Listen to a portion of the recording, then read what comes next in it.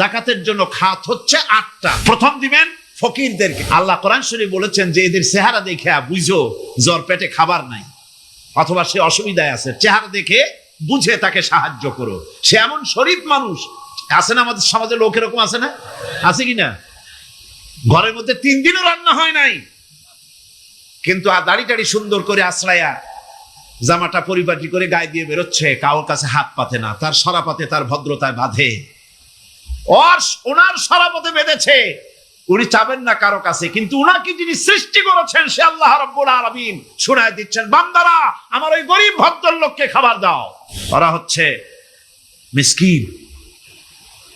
এরপরে আমিলিন, 3 নম্বরে আমিলিন, অর্থাৎ যারা জাকাত সরকারি ভাবে জাকাত যারা আদায় করে সেই আদায়কারীদেরকে এই জাকাতের টাকা দিয়ে তাদের সম্মানী দিতে বলা হয়েছে।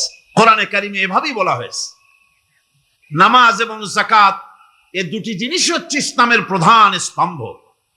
ইসলামী রাষ্ট্র যদি হয়, যদি দেশটা ইসলামী রাষ্ট্র হয়ে যায়, তাহলে মুমিনেরা যদি ক্ষমতায় আসে তাহলে কি কাজ করবে?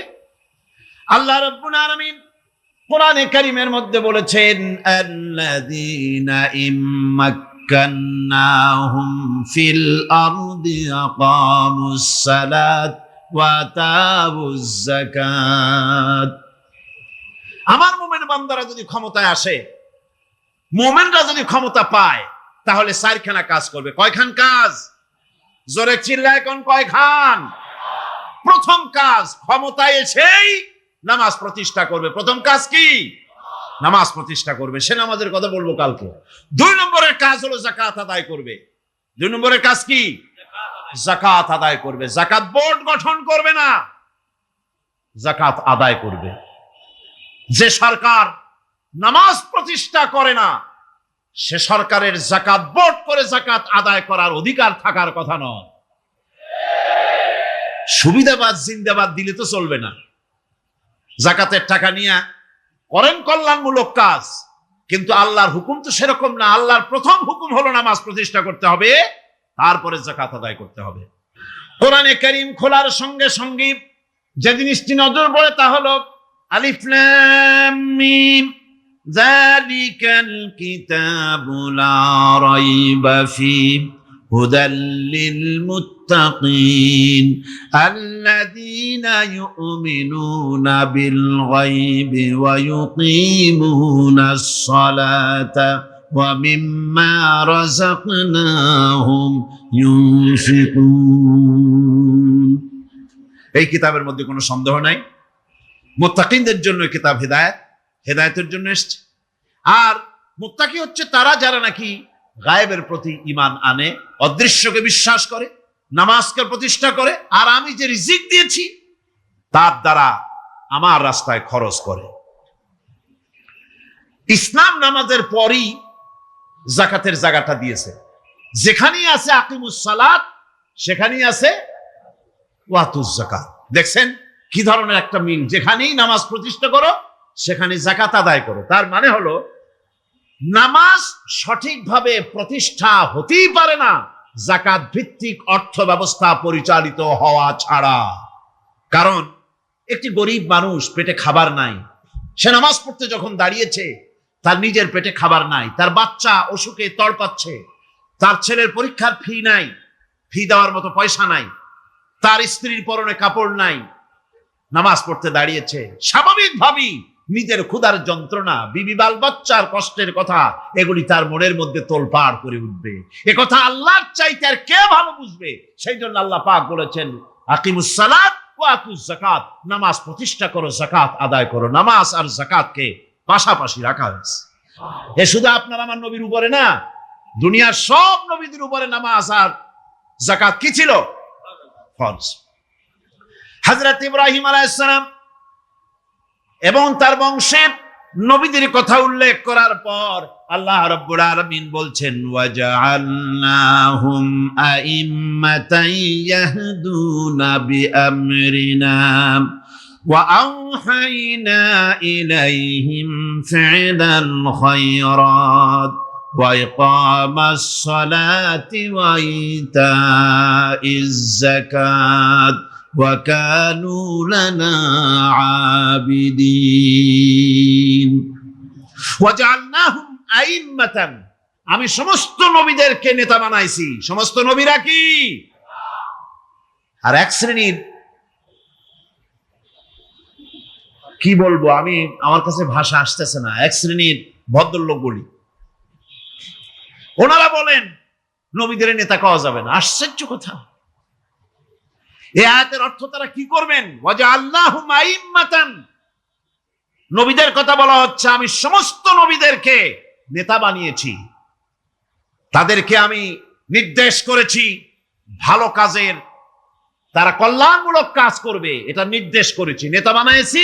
আর তাদেরকে বলেছি কল্যাণমূলক কাজ করার জন্য, নামাজকে প্রতিষ্ঠা করার জন্য, যাকাতকে আদায় করার জন্য। আর তারা সবাই ছিল আমার অনুগত বাধ্যগত। বিষয়টি ওনারা বুঝতে চান না, বিষয়টি ওনারা বুঝতে চান না, তাই নবীকে ওনারা নেতা বলতে চান না। বাংলায় আপত্তি করেন, সাইয়েদেনা বলতে আপত্তি করেন না। সাইয়েদেনা মানেই তো আমাদের নেতা, দরুদ শরীফ পড়লি তো আল্লাহুম্মা সাল্লি আলা সাইয়েদেনা বলি, মানেই হলো আমাদের নেতা। ইংরেজি বললে অসুবিধা নাই, উর্দুতে বললে অসুবিধা নাই, আরবিতে বললে অসুবিধা নাই, বাংলায় নেতা বললেই অসুবিধা। কেন হইল? কারা জানি স্লোগান দেয় অমুক অমুক আমার নেতা, তোমার নেতা অমুক তমুক, সেই জন্য হুজুর সাল্লাল্লাহু আলাইহি ওয়াসাল্লাম নেতা কওয়া যাবে না। একটা কথা হইল। রাসূল করিম সাল্লাল্লাহু আলাইহি ওয়াসাল্লাম নবীরাই যদি নেতা না হন, তাহলে নবীরা কি অনুসারী?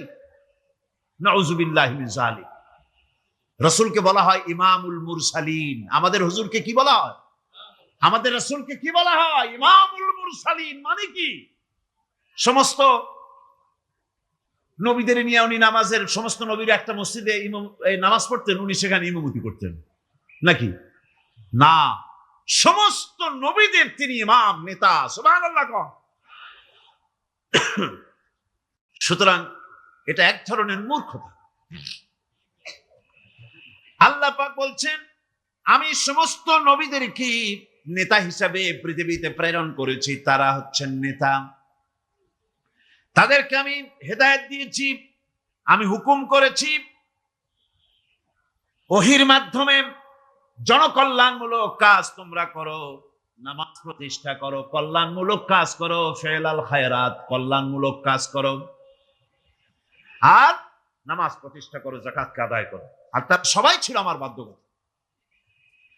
ইসমাঈল আলাইহিস সালাম সম্পর্কে বলা হয়েছে وَكَانَ يَأْمُرُ أَهْلَهُ بِالصَّلَاةِ وَالزَّكَاةِ وَكَانَ عِندَ رَبِّهِ مَرْضِيًّا। সে তার স্বজনদেরকে নামাজের হুকুম করত, নামাজের এবং যাকাতের নির্দেশ দিতেন হযরত ইসমাঈল আলাইহিস সালাম। মুসা আলাইহিস সালাম বলেছিলেন, আয় আল্লাহ, আমার কওমকে যেন তুমি গজব দিও না, তাদেরকে তুমি শাস্তি দিও না। আল্লাহ পাক হযরত মুসা আলাইহিস সালামের এই প্রার্থনার জবাবে আল্লাহ পাক বললেন, আযাবি উসিবু বিহি মান আশাউ ওয়া রাহমাতি ওয়াসিআত কুল্লা শাই। আমি যাকে চাইবো আমার আযাবে নিক্ষেপ করব, তবে সকল জিনিসের উপর আমার রহমত পরিবেষ্টিত আছে। তবে হ্যাঁ, ফাসাকতুবুহা লিল্লাযীনা ইয়াত্তাকুনা ওয়া ইউতুনাজ যাকাতা ওয়াল্লাযীনা হুম বিআয়াতিনা ইউমিনুন। আমি এই রহমত কেবলমাত্র তাদের জন্য লিখে রাখবো যারা নাকি নামাজ প্রতিষ্ঠা করবে আর যারা যাকাত আদায় করবে, আমি তাদেরকে আমার গজব থেকে বাঁচাইয়া দেব। যাকাত যারা আদায় করবে আমি তাদেরকে আমার শাস্তি থেকে, গজব থেকে রক্ষা করব। রাসূল করিম সাল্লাল্লাহু আলাইহি ওয়াসাল্লামের পূর্বে শেষ নবী হচ্ছেন হযরত ঈসা আলাইহিস সালাম। তাকেও আল্লাহ পাক এই অর্ডারই করেছেন। কোরআনে কারীমে বলা হচ্ছে ওয়াজআলানি মুবারাকান আইনামা কুনতু وأوصاني بالصلاة والزكاة ما دمت حيا। আমি যেখানেই থাকি না কেন আমাকে অর্ডার করা হয়েছে যতদিন বেঁচে থাকবো আমি ততদিন যেন আমি নামাজ আদায় করি আর যাকাত দেই। ঈসা আলাইহিস সালাম বলছেন আল্লাহ পাক আমার উপরে এই নির্দেশ করেছেন আমি যেখানেই থাকি আর যতদিন বাঁচি আমাকে নামাজ আর যাকাত এই দুটি জিনিস সম্পর্কে আল্লাহ পাক আমাকে আদেশ করেছেন। এখন যাকাত দিতে হবে। কোরআনে কারীমের 3টি আয়াতে যাকাতের কথা এভাবে বলা হয়েছে, ইয়া আইয়ুহাল্লাযীনা আমানু আনফিকু মিন তাইয়্যিবাতি মা কাসাবতুম ওয়া মিম্মা আখরাজনা লাকুম মিনাল আরদ। হে ইমানদার লোকেরা, তোমরা যেসব পবিত্র অর্থ সম্পদ উপার্জন করো সেগুলি এবং আমি জমিন থেকে তোমাদের যে ফসল দান করি ফসল উৎপাদন করে দেই তার থেকে তোমরা আল্লাহর পথে খরচ করো। এগুলো 1 নম্বর আয়াত। 2 নম্বর, প্রথম আয়াত বলা হয়েছে সূরা বাকারায় আর সূরা আনআমে বলা হচ্ছে কুলু মিন সামারিহি ইযা আসমারা ওয়া আতু হাক্কাহু ইয়াওমা হাসাদিহি। তার উৎপাদিত ফল ফসল তোমরা খাও আর ফসলের একটি অংশ ফসল কাটার দিনেই আল্লাহর হকটা আল্লাহর অধিকারটা আদায় করে দাও। যেদিন তোমরা ফসল কাটবে সেদিনই অধিকারটা আদায় করে দাও। এই যে একটা ফরজ, এই ফরজটা মুসলমানেরা বেমালুম ভুলে গিয়েছে। ফসলের যাকাত তারা দেয় না। ফসলের যাকাতকে বলা হয় ওশর। কি বলা হয়? ওশর। এই ওশর এখন যদি আপনি গ্রামে গিয়া কোন শিক্ষিত লোককে যদি জিজ্ঞেস করেন ভাই ওশর কি চেনো, সে বলবে ভাই ওশর এটা কি জাতীয় প্রাণী, সারপোকা না তেলাপোকা না আরশোলা, আমি তো এই নামটাম তেমন শুনি টুনি নাই, বুঝবি না ওশরটা কি জিনিস। অথচ নামাজ রোজার মতোই ফরজ ওশর আদায় করা। কবে আদায় করবেন? যেদিন আপনি ফসল কাটবেন সেই দিনই ওশর আদায় করে দিবেন। পরিমাণটা কি হবে? আল্লাহর অধিকার মানে গরিবের অধিকার, গরিবের হক, এই অধিকারটা আদায় করে দাও। 10 মণ হলে কয় মণ? কি হলে? যদি আকাশের বৃষ্টির পানিতে হয়। আর যদি আপনার সেচের মাধ্যমে হয়, সেচ পরিকল্পনার মাধ্যমে পয়সা খরচ করে পেট্রোল ডিজেল লাগায়া ইঞ্জিন চালাইয়া পানি উঠাইয়া কষ্ট করে ফসল ফলাইছেন, তাহলে আল্লাহ পাক বলছেন 10 মণে 1 মণ দেওয়া লাগবে না, তোমার খরচ হইছে বেশি। বান্দারে তোমার উপরে আল্লাহ পাক জুলুম করবেন না, এবার 20 মণ হলে তার থেকে 1 মণ দিও। সুবহানাল্লাহ। ওয়ামাল্লাহু বিযাল্লামিন লিল আবিদ।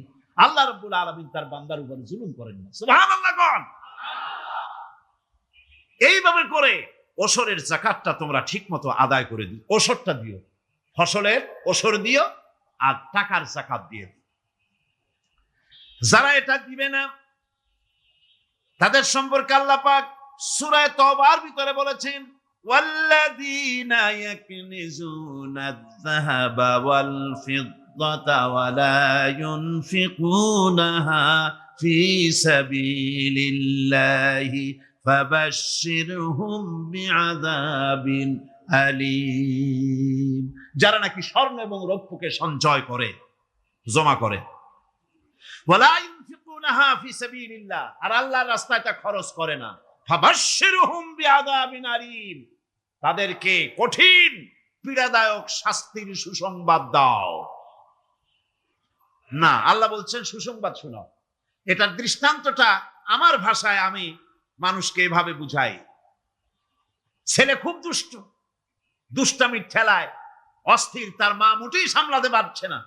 তখন মা বলে বেটা আমার কথা তো শুনলি না, তোর বাবা আসুক তারপরে আমি তারে নালিশ করব। এমন পিট্টি দেবে মজা টের পাবি। তখন পিট্টি দিলে কি মজা লাগে নাকি? তার মানে শাস্তির তীব্রতা বুঝাবার জন্য বলা হচ্ছে মজাটা টের পাবা।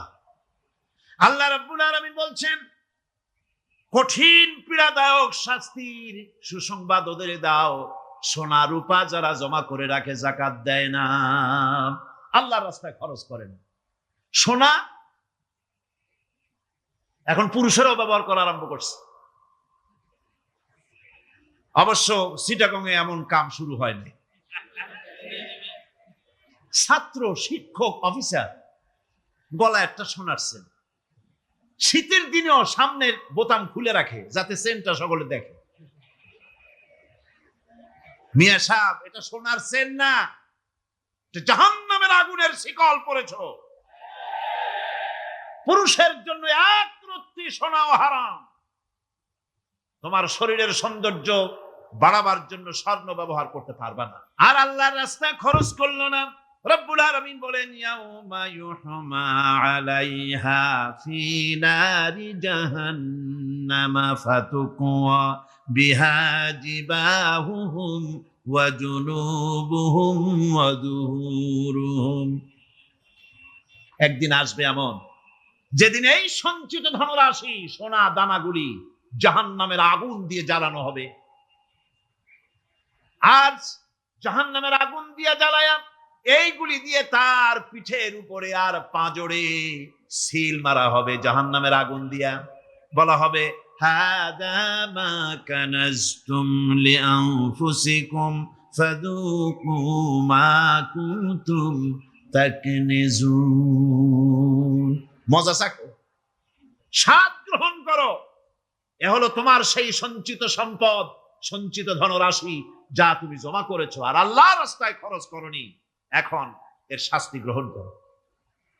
সুতরাং সঞ্চয় করা, মাল জমা করা এক শ্রেণীর লোক আছে। আল্লাহ পাক বলছেন, আল্লাযী জামা মালান ওয়া আদ্দাদা। মাল জমা করে আর মোছে তেল মাখে। টেলিফোন করে, হ্যালো, সোনালী ব্যাংকের ম্যানেজার সাহেব নাকি? বলে, হ্যাঁ, দেখুন তো আমার ব্যালেন্সটা কত। উনি বললেন, বল্টু সাহেব, আপনার ব্যালেন্স হচ্ছে 50,77,372 টাকা 79 পয়সা। তখন মোজ ঘষে, আতর লাগায়, তেল মাখে আর মনে মনে আনন্দ হয়, আরো কিছু জমা করতে পারলেই তো কঠিন কোটায় পৌঁছে যাব। আল্লাযী জামা মালান ওয়া আদ্দাদা। মাল জমা করে আর গুনতে থাকে, আল্লাহর রাস্তায় খরচ করে না। আল্লাহ রাব্বুল আলামিন বলছেন, খুয মিন আমওয়ালিহিম সাদাকাতান তুতাহহিরুহুম ওয়া তুযাক্কিহিম বিহা। তাদের অর্থ সম্পদ থেকে যাকাত উসুল করে তাদেরকে পবিত্র করে দাও। যাকাত আদায় করার মানেই হলো তার সম্পদগুলি পাক হয়ে গেল। কারণ আলহামদুলিল্লাহ, সম্পদ পাক হয়ে গেল, পবিত্র হয়ে গেল। আর যেই সম্পদের যাকাত দেওয়া হয় না, আল্লাহর রাস্তায় খরচ করা হয় না, তা সম্পূর্ণরূপে অপবিত্র, নাপাক। নিসাব হবে 52.5 তোলা রৌপ্য যদি আপনার কাছে থাকে, আপনি বাজার দর হিসাবে যাকাত দিবেন। স্বর্ণ 7.5 তোলা পর্যন্ত যদি হয়ে যায়, তাহলে অবশ্যই বাজার দর হিসাবে প্রতি বছর তার যাকাত দিবেন। ছাগল যদি 40টা থাকে, যাকাত দিবেন। গরু যদি 30টা থাকে, তাহলে যাকাত দিবেন। যাকাতের মাসলাটা খুবই কঠিন। যেখানে সেখানে গিয়ে জিজ্ঞেস করে এর জবাব পাওয়া সুকঠিন হয়ে যাবে। এই জন্য মাল পবিত্র করার জন্য, জাহান্নামের কঠিন শাস্তি থেকে বাঁচার জন্য আমি আপনাদেরকে উপদেশ দেব, সাজেশন করব, পরামর্শ দেব একটা বই পড়ার জন্য। বইটা লেখক হচ্ছেন আল্লামা ইউসুফ আল কারজাবী। বর্তমান আসরে, এই বর্তমান বিশ্বের একজন সাহসী মুফাক্কির ইসলাম, কাতার ইউনিভার্সিটির শরিয়া ফ্যাকাল্টির ডিন। তার লেখা ফিকহুজ যাকাত, বিশাল এই আরবি গ্রন্থের অনুবাদ করেছেন অনুবাদ রাজ্যের রাজা, এদেশে ইসলামী আন্দোলনের, এই ভূখণ্ডের পুরোধা ইসলামী আন্দোলনের বর্তমান সব নেতাদের উস্তাদ আল্লামা হযরত মাওলানা আব্দুর রহিম সাহেব রাহিমাহুল্লাহ। আল্লাহ তাকে জান্নাতুল ফেরদাউসের মেহমান বানায়, নিকজরে কোন আমিন। তিনি এটার অনুবাদ করেছেন। ইসলামে যাকাতের বিধান, ইসলামে নামটা মনে রাখেন, ইসলামে যাকাতের বিধান। ইসলামী ফাউন্ডেশন বইটা বের করেছে, এত বড় 2টি খণ্ড। এই বইটি আপনারা সংগ্রহ করবেন। এখন যাকাতের নিসাব আমি বললাম, এবার বলবো যাকাতের খাত। আমি যা বলতেছি এগুলি আমার বানানো নাকি? আল্লাহর কথা বলছি। কার কথা? আল্লাহর। যাকাত কোথায় কোথায় ব্যয় করবেন, কারে কারে দিবেন?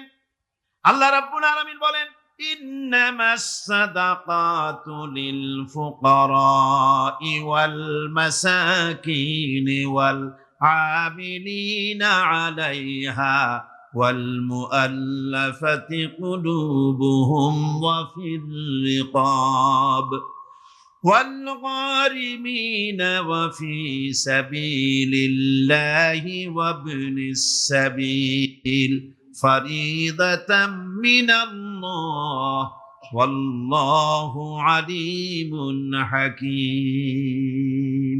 সূরা তাওবার মধ্যে আল্লাহ পাক যাকাত কোথায় কোথায় দিবেন খাতগুলি আল্লাহ বলে দিচ্ছেন। কোন আলহামদুলিল্লাহ। যেখানে সেখানে যাকাত দেওয়া যাবে না। যাকাতের জন্য খাত হচ্ছে 8টা। যাকাতের জন্য খাত কয়টা? 8টা। 8টি খাতে আপনার যাকাতের টাকা আপনি ব্যবহার করবেন, ব্যয় করবেন। প্রথম দিবেন ফকিরদেরকে। প্রথম দিবেন কাদেরকে? ফকির। ফকির কারা? ফকির হচ্ছে নিজের জীবন জীবিকায় অন্যের মুখাপেক্ষী। তারপরে শিশু, এতিম, বিধবা,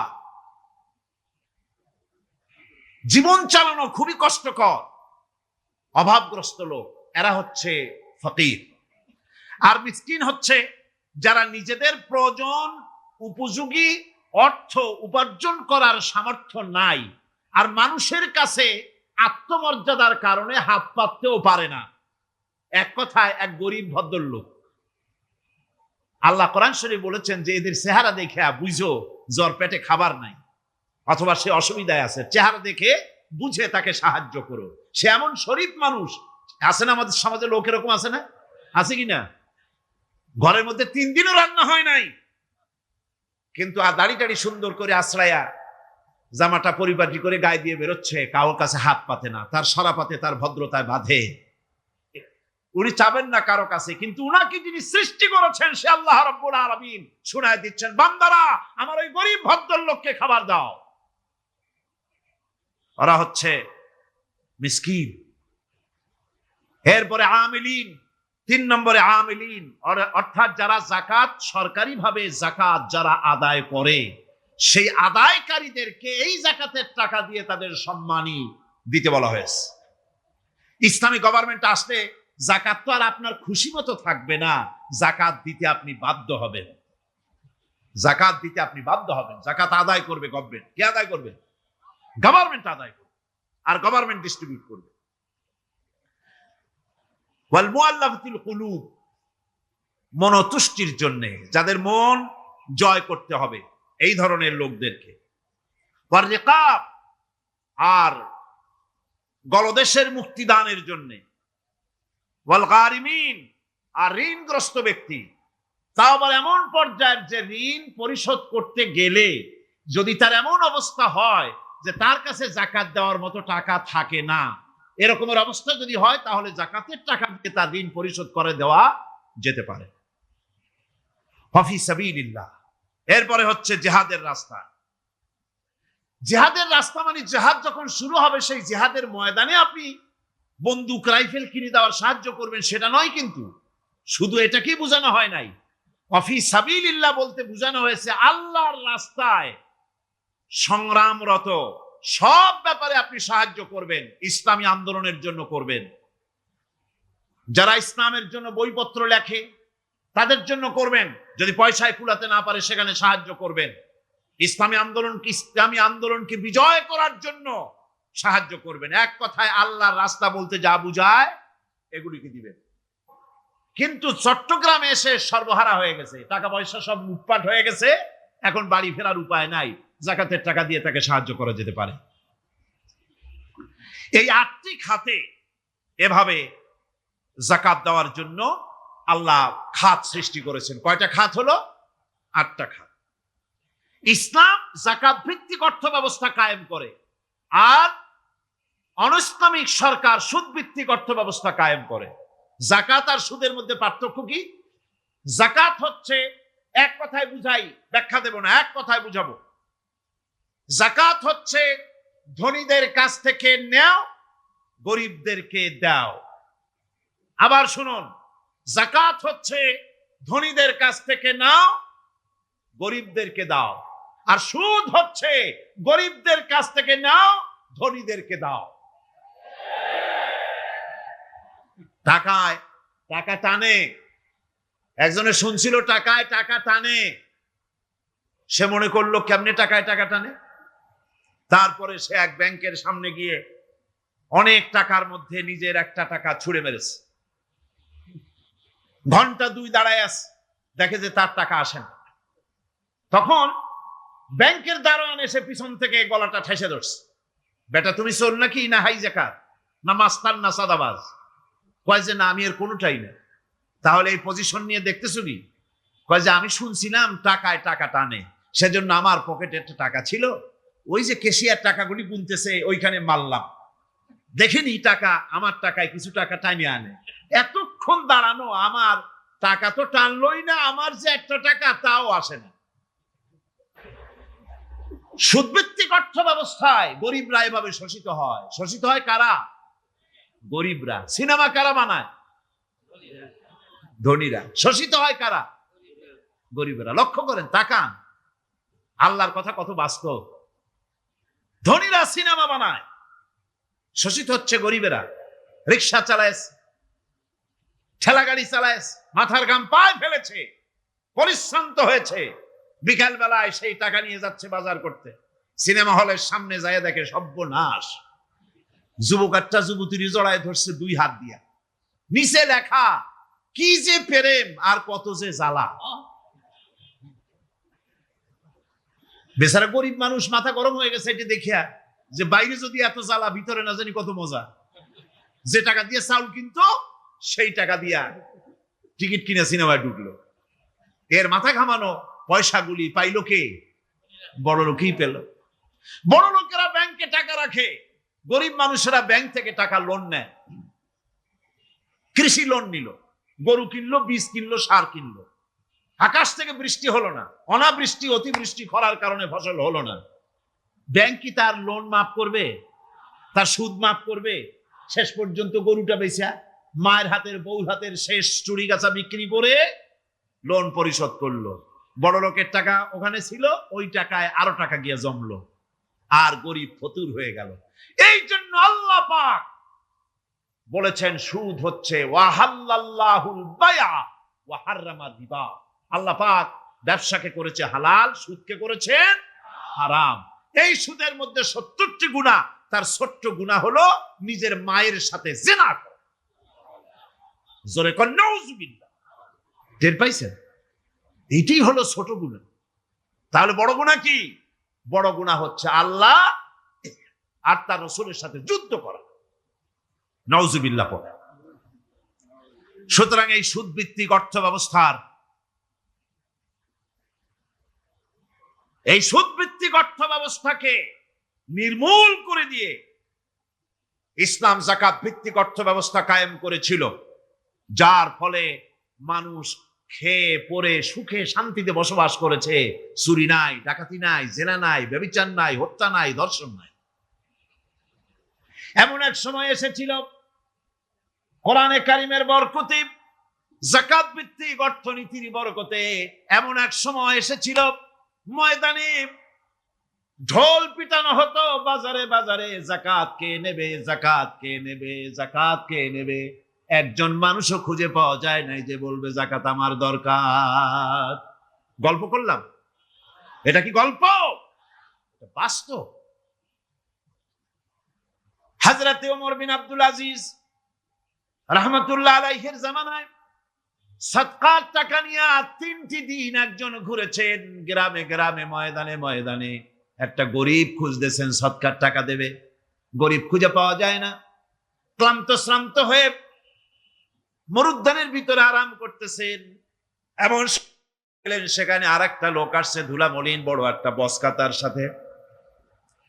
এই লোকটি তার কাছে গিয়ে বলছে, ভাই আল্লাহ আপনারে আমারে মিলাই দিছে, 3 দিন পর্যন্ত ঘুরেছি কিছু সৎকার টাকা নিয়া, এত বড় দেশের এত জায়গা ঘুরলাম, একটা গরিব পাই নাই যে তারে দেব, আল্লাহ আপনারে মিলাই দিছে, নেন এই টাকাগুলা। কয় যে তোমার মাথা খারাপ না স্কুল উঠিলা? তুমি কি মনে করছো আমার এই বস্কার মধ্যে ছেঁড়া খাতা?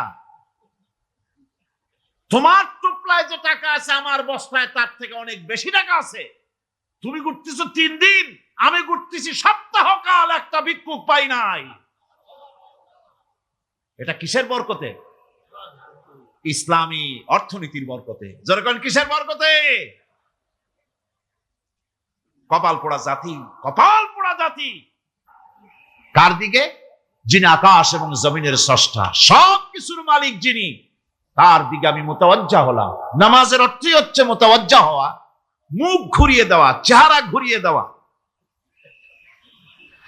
আর নামাজের আরেক অর্থ হচ্ছে নিকটবর্তী থেকে আরো নিকটবর্তী হওয়া। আল্লাহ রাব্বুল আলামিন বলেন, নিকটবর্তী হতে হলে ওয়াসজুদ ওয়াকতারিব, সেজদা দাও আর সেজদার মাধ্যমে আমার নিকটবর্তী হয়ে যাও। সেজদা দিলেই আল্লাহর নিকটবর্তী হওয়া যায়। কোন সুবহানাল্লাহ। সাহাবী, আল্লাহ নবীর সাহাবী প্রশ্ন করেছেন, নবীজি বান্দা কখন আল্লাহর নিকটবর্তী হয়ে যায়? নবীজি বলেছেন, বান্দা যখন সেজদা দেয় তখন আল্লাহর বান্দার মাঝে কোনো হিজাব থাকে না, একদম আল্লাহ পাকের নিকটবর্তী হয়ে যায় বান্দা যখন সেজদায় পড়ে যায়। সুতরাং নামাজ হচ্ছে নিকটবর্তী হওয়া, সালাত এটা হচ্ছে নিকটবর্তী হওয়া। নামাজ ফরজ হওয়ার কারণ হচ্ছে এই যে মানুষ আল্লাহর বান্দা বা গোলাম হিসেবে সৃষ্টি হয়েছে, তাই একমুখী হয়ে এর বন্দিগি করা এটা হচ্ছে তার স্বাভাবিক একটা প্রকৃতি। আল্লাহ রাব্বুল আলামিন এই প্রকৃতির দাবি মিটাবার জন্যই নামাজের ব্যবস্থা করেছেন। মানুষের ফিতরত, মানুষের নেচার, মানুষের ফিতরত হচ্ছে এই যে কারো না কারো কাছে মাথা নত করা, হাত জোড় করা, মাথা নত করা, সার্বভৌমত্বের মালিক কাউকে মনে করা। হাত জোড় করতে হলে, মাথা নত করতে হলে, সার্বভৌমত্বের মালিক হিসেবে কাউকে গ্রহণ করতে হলে আল্লাহর বিকল্প কেউ আছে নাকি? ইসলামের মূল দাওয়াতটা হলো ফিতরাত অনুযায়ী দাওয়াত দেওয়া হয়েছে, মানুষ যেন মাথা নত করে, গোলামি করে। এজন্য আল্লাহ রাব্বুল আলামিন বলেছেন যে আমি মানুষ এবং জিনকে সৃষ্টি করেছি, তার কারণটাই হলো মা খালাকতুল জিন্না ওয়াল ইনসা ইল্লা লিয়াবুদুন। মানুষ আর জিন জাতিকে সৃষ্টি করা হয়েছে ইবাদতের জন্য, গোলামির জন্য। ইবাদত আর গোলামি এটাই করতে হবে, গোলামি করতে হবে, দাসত্ব করতে হবে। আর এই দাসত্ব, আল্লাহর আনুগত্যই গোলামির দাওয়াত দিয়েছেন দুনিয়ার সব নবীরা। কোন নবী বলেন নাই যে আমার গোলামি করো। কেউ বলেছেন? বলেন জোরে, কেউ বলেছেন? আল্লাহ পাক বলেন, ওয়ালাকাদ বা'আসনা ফি কুল্লি উম্মাতির রাসূলা আন ইবুদুল্লাহা ওয়াজতানিবুত তাগুত। প্রত্যেক জাতির জন্য আমি রাসূল প্রেরণ করেছি, তারা মানুষকে দাওয়াত দিয়েছেন এই কথা বলে যে এক আল্লাহর গোলামি করো, তিনি ছাড়া কোনো ইলাহ নাই, আইন দাতা নাই, বিধান দাতা নাই, তার গোলামি, তার সামনে মাথা নত করে দাও। নামাজ হচ্ছে তাওহীদের অবশ্যম্ভাবী এক বহির্প্রকাশ। তাওহীদের জন্য তাওহীদবাদী মানুষ যারা, তাদেরকে নামাজ আদায় করতেই হবে। আকীদা বিশ্বাসের দিক থেকে তাওহীদ যদি হয় পুরা দ্বীনের মূল উৎস, তাহলে আমলের দিক থেকে নামাজ হচ্ছে পুরা দ্বীনের মূল ভিত্তি। নামাজ হচ্ছে আমলের মূল ভিত্তি, এর বাস্তবায়ন ছাড়া দ্বীন পূর্ণ হয় না। নামাজ মুমিনের কেবলমাত্র একটি উত্তম আমলই নয়, বরং নামাজ হচ্ছে ইমানের মূল ভিত্তি। যার কাছে নামাজ নাই তার কাছে কিছুই নেই। রাসূল করিম সাল্লাল্লাহু আলাইহি ওয়াসাল্লাম বলেছেন যে নামাজ যে ব্যক্তি পড়ে না, আল্লাহ পাকের সাথে তার কোনো সম্পর্ক বাকি থাকে না। সুতরাং এই নামাজটা হচ্ছে যে একমাত্র একাগ্র চিত্তে আদবের সাথে আল্লাহর সামনে রুজু হয়ে যাওয়া। কোরআনে কারীম বলছি, মুনিবিনা ইলাইহি ওয়াত্তাকুহু ওয়াকিমুস সালাতা ওয়া লা তাকুনু মিনাল মুশরিকিন। তোমরা আল্লাহর দিকে রুজু হয়ে যাও এবং তাকে ভয় করে অন্যায় কাজ থেকে বিরত থাকো, আর নামাজ কায়েম করো, মুশরিকদের অন্তর্ভুক্ত হয়ে যেও না। নামাজ কায়েম করা, নামাজের আদেশ কোরআনে কারীমের মধ্যে আল্লাহ পাক বহু জায়গায় করেছেন। ঈমানের পর নামাজই হচ্ছে সবচেয়ে বড় জরুরি। একজন মানুষ ঈমান আনলো, যেমন কালকে একজন ঈমান এনেছে, ঈমান আনার সাথে সাথে তার প্রথম কাজ কি বলুন? বলেন, প্রথম কাজ কি? ফজরের নামাজের আগে একজন ইসলাম কবুল করলেন, তার প্রথম দায়িত্ব নামাজকে আদায় করে দেওয়া, ফজরের নামাজ পড়া। জোহরের আগে কেউ ঈমান আনলো, তার প্রথম দায়িত্ব জোহরের নামাজ আদায় করা। আসরের নামাজের আগে ঈমান এনেছে, তার প্রথম দায়িত্ব হলো আসরের নামাজ আদায় করা। তার মানে হলো ঈমান আনার পর একজন ঈমানদারের প্রথম দায়িত্ব হচ্ছে নামাজ। গুরুত্বপূর্ণ বিষয়, খুব ভালো করে শুনতে হবে, ইয়াদ রাখতে হবে প্রত্যেকটি মুসলমানের। এই নামাজ কি জিনিস, কেমনে আদায় করতে হবে, আদায় না করলে কি হবে, গুরুত্বপূর্ণ এই কথাগুলি প্রত্যেকের স্মরণ রাখতে হবে। কিয়ামতের দিন মানুষ যে জাহান্নামে যাবে, জাহান্নামের জন্য, জাহান্নামে যে সব কারণে যাবে তার মধ্যে বড় কারণ কালকে বলেছিলাম, দেখি মনে আছে নাকি? বড় কারণ কয়টা? কয়টা? আলহামদুলিল্লাহ মনে আছে। আল্লাহ রাব্বুল আলামিন বলেন, ইয়াতাসাআলুনা আনিল মুজরিমিন। কিয়ামতের দিন অপরাধীদেরকে জিজ্ঞেস করা হবে, মা সালাকাকুম ফি সাকার, জাহান্নামে কেন আসছো? জবাবে তারা বলবে, ক্বালু লাম নাকু মিনাল মুসাল্লিন ওয়া লাম নাকু নুতঈমুল মিসকিন। নামাজ পড়ি নাই, আর এতিম মিসকিনদের খেতে দেই নাই, এই কারণেই জাহান্নামে এসেছি। কল নাউযুবিল্লাহ। নামাজ যারা পড়বে না জাহান্নামে যেতে হবে। কোথায় যেতে হবে? আকীদাগত দিক থেকে ঈমান হলো তাওহীদের স্বীকৃতি, আর আমলের দিক থেকে নামাজ হচ্ছে তাওহীদের বহিঃপ্রকাশ। আপনি মুসলমান তা প্রমাণ হবে নামাজ দিয়ে। নামাজহীন ঈমানের দাবি মূল্যহীন। যার নামাজ নাই তার ঈমানের দাবি করার কোনো মূল্যই নেই। অনেক এরকম কথা বলে, হুজুর আমি মানুষটা নিতান্ত খারাপ না, যাই মনে করে, গ্রামে রাস্তা বানাইছি, ব্রিজ করে দিয়েছি, কালভার্ট করেছি, এতিম মিসকিনরে তাও মাঝে মধ্যে খাবার দেই, বিধবারে কাপড় চোপড় দেই, মানুষটা আমি নিতান্ত খারাপ না, তবে এই মাঝে মধ্যে একটু নামাজ পড়ি না, তাতে কি আমার ঈমান নষ্ট হয়েছে নাকি? আমি বলি, ভাই ঈমানই তো নাই, নষ্ট হবে কি? ঈমান থাকলে না নষ্ট হবে? ঈমান নাই। সুতরাং একজন মুসলমান যদি নামাজ না পড়ে, নিজেকে মুসলমান বলে দাবি করার কোন হক তার নাই, দাবি করার অধিকার। নামাজ হচ্ছে জিন্দেগি, নামাজটাই মূলত জিন্দেগি। নামাজটা কি? জিন্দেগি। আল্লাহ রাব্বুল আলামিন শিখাচ্ছেন, কুল ইন্না সালাতি ওয়া নুসুকি ওয়া মাহইয়ায়া ওয়া মামাতি লিল্লাহি রাব্বিল আলামিন। মুহাব্বতের সাথে সবাই পড়েন, কুল ইন্না সালাতি ওয়া নুসুকি ওয়া মাহইয়ায়া ওয়া মামাতি লিল্লাহি রাব্বিল আলামিন। বলো আমার নামাজ, বলো আমার নামাজ, আমার কোরবানি, আমার হায়াত, আমার মত সবকিছুই আল্লাহ রাব্বুল আলামিনের জন্য নিবেদিত। আমার বেঁচে থাকা, আমার মরে যাওয়া সব আল্লাহর জন্য। সে আল্লাহ রাব্বুল আলামিন, তার জন্য সবকিছু নিবেদিত করতে হবে। আল্লাহ পাকের গোলাম আমাদের বানিয়েছেন, আল্লাহ আমাদের গোলামি করা লাগবে। আর গোলামির নমুনা যাকাত দিয়া, হজ দিয়া, দান দিয়া, সদকা দিয়া, কোন জিনিস দিয়ে নামাজের মতো গোলামির উৎকৃষ্ট প্রমাণ বা নমুনা আর কিছুতে নাই। আমি যে গোলাম, তার উৎকৃষ্ট প্রমাণ হচ্ছে নামাজ। নামাজেই একটা মানুষ গোলামির অনুভূতিতে তাকে নিয়ে যায়। বাদশাহ হোক, মন্ত্রী হোক, পীর হোক, মৌলানা হোক, মুহাদ্দিস হোক, বড় লোক হোক, গরিব হোক, পুরুষ হোক, নারী হোক, যাই হোক, নামাজে দাঁড়াইলো, একেবারে কান্দারে ধরিয়া, কানের কাছে হাত দিয়া, হাত দুইটা বাঁধিয়া, মাথা নিচের দিকে দিয়ে দাঁড়ায় গেল। কিসের মতো? আসামির মতো, গোলামের মতো। সুবহানাল্লাহ।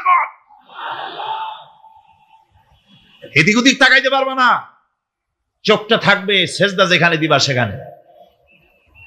তাকানো নিষেধ, সেজদার দিকে তাকাও। এরপরে যখন রুকুতে গেলেন, গোলামির নমুনা হয়ে গেল। গোলামের এরকম মাথা নিচু করে থাকতে হয় প্রভুর সামনে। গেলেন রাজা, বাদশা, বড় লোক, সব অহংকার চূর্ণ হয়ে গেল। নাক আর কপাল দিয়া আমার মাবুদের দরবারে মাথাটা লাগাই দিলাম জমিনের উপরে। সুবহানাল্লাহ। আমি আমার ভাষায় বলি, আমি আমার ভাষায় কথাটা এভাবে বলি, এই জমিনটা যদি কাগজ হয় আর আমার নাকটার কপালটা যদি কলম হয়, তাহলে আমি যে গোলাম দৈনিক 5 বার আমার নাক আর কপাল দিয়া জমিন নামক কাগজের উপরে, দাস খতের উপরে দৈনিক 5 বার নাক আর কপাল দিয়া সই করে দেই, আল্লাহ আমি তোমার গোলাম, আর কারো গোলাম নই। আমি একমাত্র তোমার গোলাম। ঘুমের থেকে উঠে সেজদা দিয়ে বলি, দুপুরের সময় কাজ ফেলাইয়া আর একবার বলি, বিকেল আসার আগেই আসরে আর একবার বলি, দিন যখন শেষ হয় আর একবার বলি, রাতে যখন শুতে যাই আর একবার সেজদা দিয়া ঘোষণা করি, মাবুদ আমি তোমার গোলাম। সুবহানাল্লাহ। নামাজ হচ্ছে ইসলামের গণ্ডির মধ্যে প্রবেশের প্রমাণ। কোরআনে কারীম বলছে, ফাইন তাবু ওয়া আকামুস সালাতা ওয়া আতাউজ যাকাতা ফাইখওয়ানুকুম ফিদ্দীন। সূরা তওবা এসেছে। তারা যদি তওবা করে আর নামাজ কায়েম করে, যাকাত যদি আদায় করে, তাহলে এখন তোমাদের সে দ্বীনি ভাই, এখন ভাই হয়ে গেল। একটু আগে ছিল কাফের, মুশরিক, এখন তোমার দ্বীনি ভাই। দ্বীনের গণ্ডির মধ্যে প্রবেশ করা, কলেমা পড়ার সাথে সাথেই নামাজ। নামাজ হচ্ছে দ্বীনের প্রধান গেট, দ্বীনের প্রধান তোরণ। দ্বীনের মধ্যে প্রবেশ করার জন্য এই গেট দিয়ে প্রবেশ করতে হবে। সুতরাং এই নামাজের এতই গুরুত্ব দেওয়া হয়েছে। ইসলাম যদি ক্ষমতায় আসে, আল্লাহ যেন এনে দেন, জোরে কোন আমিন। ইসলাম যদি ক্ষমতায় এসে যায়, রব্বুল আলামিন তাফসীরে মাহফিল, কোরআন সামনে নিয়া আশা করে তোমার দরবারে দোয়া করি, এই বিশাল জনসমুদ্রের দোয়া কবুল করো মাবুদ গো, এই বাংলাদেশকে ইসলামের দেশ বানাইয়া দাও। দেশটা যদি ইসলামের হয়ে যায়, আইন যদি আল্লাহর হয়, শাসন যদি সৎ লোকেরা করে, রব্বুল আলামিন কোরআন শরীফে বলেন, তাহলে তারা 4টা কাজ করবে। আল্লাযীনা মাক্কান্নাহুম ফিল আরদ আকামুস সালাতা ওয়া আতাউজ যাকাত ওয়া আমারু বিল মা'রুফি ওয়া নাহাউ আনিল মুনকার। মুমিনেরা ক্ষমতায় এসে প্রথম যে কাজটা করবে, প্রথমে ক্ষমতায় এসেই নামাজ বাধ্যতামূলক করবে। প্রথম কি? ওয়াজ নসিহতে অনুরোধ করা হবে না, বাবাজিরা আল্লাহর রাস্তায় নামাজটা পড়েন না। রেডিও এবং টেলিভিশনের মাধ্যমে রাষ্ট্রপ্রধান অর্ডার করে দিবেন, যারা আকেল বালিগ সকলের জন্য নামাজ বাধ্যতামূলক, নামাজ পড়তেই হবে। এটা অর্ডার। বেলা যখন 1টা বেজে যাবে, বেলা যখন 1টা বাজবে, সমস্ত মসজিদে আজান শুরু হয়ে যাবে। আজানের সাথে সাথে অফিস, আদালত, কল কারখানা, ক্ষেত খামার, শিক্ষাঙ্গন সব ডেডলক হয়ে যাবে। আধা ঘন্টার জন্য বন্ধ হয়ে যাবে। যারা মুসলমান অফিসে, কলেজে, ইউনিভার্সিটিতে, সর্বত্র তারা নামাজের জন্য প্রস্তুতি নেবেন। আধা ঘন্টার ভিতরে নামাজ আর খানা সেরে আবার কলেজ চলবে, বিশ্ববিদ্যালয় চলবে, কল চলবে, কারখানা চলবে, ক্যান্টনমেন্ট চলবে, সেক্রেটারিয়েট চলবে, সব আপন গতিতে চলতে থাকবে। আল্লাহর রহমত, বরকত আকাশ ফেরে নাজিল হয়ে যাবে। আর এই অর্ডার যে দেওয়া হবে, নামাজ পড়বেন সেখানে। থানায় যখন আজান হবে, থানায় আজান হয়ে গেছে, থানার স্টাফ, পুলিশ যারা আছে প্রতিবন্ধক, নামাজ পড়লে অন্যায় কাজ থেকে বাঁচার পর, অন্যায় থেকে বাঁচাই কিসে? নামাজ। আল্লাহ রাব্বুল আলামিন বলেন, উতলু মা উহিয়া ইলাইকা মিনাল কিতাবি ওয়া কিমিস সালাত ইন্নাস সালাতা তানহা আনিল ফাহশাই ওয়াল মুনকার। হে নবী, এই কিতাব তেলাওয়াত করো, যা তোমার প্রতি অবতীর্ণ করা হয়েছে, এই কিতাব তেলাওয়াত করো আর নামাজকে প্রতিষ্ঠা করো। নিঃসন্দেহে নামাজ মানুষকে পাপাচার থেকে বাঁচায়া দেয়। অশ্লীলতা, পাপাচার থেকে মানুষকে বাঁচায় কে? জোরে চিল্লায় কোন কে? নামাজ। এই নামাজ মানুষকে অন্যায় কাজ থেকে বাঁচায় দেয়। নামাজ যে মানুষকে অন্যায় কাজ থেকে বাঁচায়, কেমনে বাঁচায়?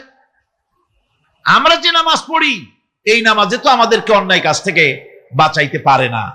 নামাজি বহুত মানুষ আছে অন্যায় করে কিনা? না করে না? করে। নামাজি অথচ অন্যায় করে। আর আল্লাহ বলছেন নামাজিকে, নামাজ তাকে অশ্লীলতা থেকে ফিরায়। তাহলে কথা কাটটা ঠিক? আল্লাহটা জোরে বলেন, কাটটা ঠিক? অবশ্যই আমার আল্লাহর কথা হক। আমি ভুল করতেছি, আমি যেন কোথাও ভুল করতেছি, সামথিং ইজ রং, কোথাও যেন আমরা ভুল করে বসতেছি, সেই ভুলটা কি আমরা আবিষ্কার করতে চেষ্টা করবো ইনশাআল্লাহ। প্রথম যে কথাটা সেটা হচ্ছে যে আমরা যা নামাজে পড়ি আমরা তা বুঝি না। কথা ঠিক কিনা? আমি যদি এখন প্রশ্ন করি সামি আল্লাহু লিমান হামিদা অর্থ কি কোন, ফার্স্ট ডিভিশনে কয়েকটা লেটার নিয়ে ফেল করবেন এরকম লোক আছেন না নাই? সুবহান রাব্বিয়াল আলা অর্থ কি জানি না, সুবহান রাব্বিয়াল আযীমের অর্থ কি জানি না, দোয়া কুনুত অর্থ কি জানি না, তাশাহুদ অর্থ কি জানি না, সূরা ফাতিহার অর্থ কি জানি না। এমন কি উযুর মধ্যে কয়টা ফরজ তা অনেকের জানা নাই। কথা কি বেশি বললাম না ঠিক বলছি? একজনে জিজ্ঞেস করলো, মিয়া উযুতে কয় ফরজ? কয় হুজুর কি মনে করেন যে বুঝি জানি না? এটা তো সাধারণ ব্যাপার, বলেন না কয় ফরজ? উযুতে তো 17 ফরজ। কি কি? কয় হাত ধোয়া, পাও ধোয়া, মুখ ধোয়া, নাক ধোয়া, চোখ ধোয়া, জিহ্বা ধোয়া, মাথা ধোয়া। বলতে বলতে গুনে দেখা গেল প্রায় 19টার মতো বলছে। বলা হলো, মিয়া বললেন আপনি উযুতে ফরজ 17টা, কইলেন আপনি 19টা। কয় হুজুর জানি আরো, বলি না আপনাদের ভয়তে। উযু জানে না, নামাজ জানে না, তাকে এই নামাজ কেমনে ফিরাবে অন্যায় কাজ থেকে? কথা বুঝতে পেরেছেন? নামাজে আল্লাহু আকবার বললাম, এরপরে সানা পড়লাম, তারপরে সূরা ফাতিহা পড়লাম। সূরা ফাতিহার ভিতরে যে সমস্ত কথাগুলি বললাম সেই কথাগুলি বুঝি না, কি বলেছি তাও জানি না। এরপরে সুবহান রাব্বিয়াল আলা বলেছি, সুবহান রাব্বিয়াল আযীম বলেছি, সামি আল্লাহু লিমান হামিদা বলেছি, অর্থ কি জানি না। আল্লাহ তা শুনতে পান, যে ব্যক্তি আল্লাহর প্রশংসা করেন তিনি তা শুনতে পান।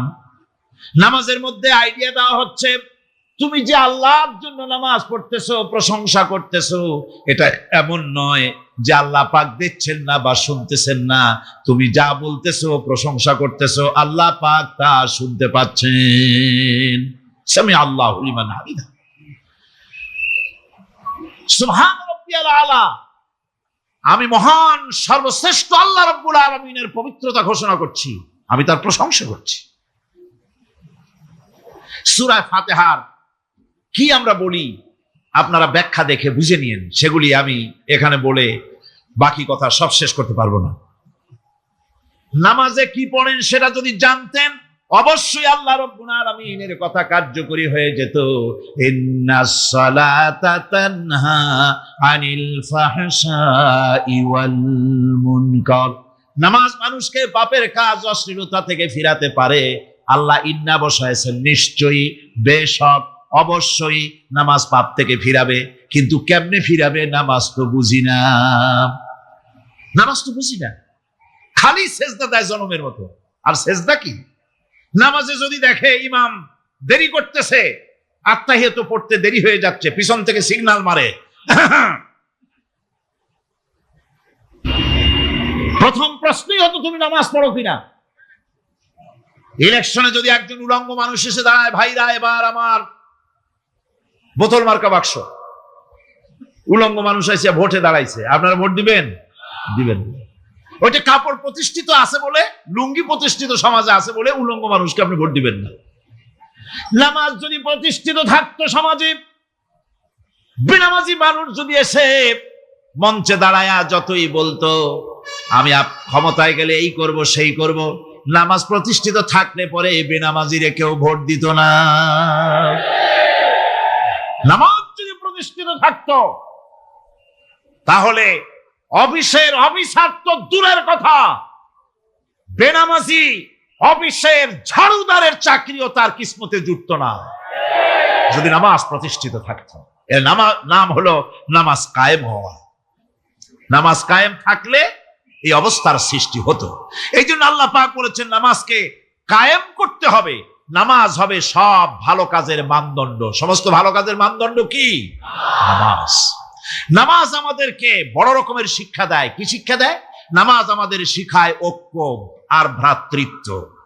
ভ্রাতৃত্বের আর ঐক্যের শিক্ষা দেয়। এক নেতার আনুগত্য করা শিখায়। জামাত যত বড় হোক, ইমাম হবে কয়জন?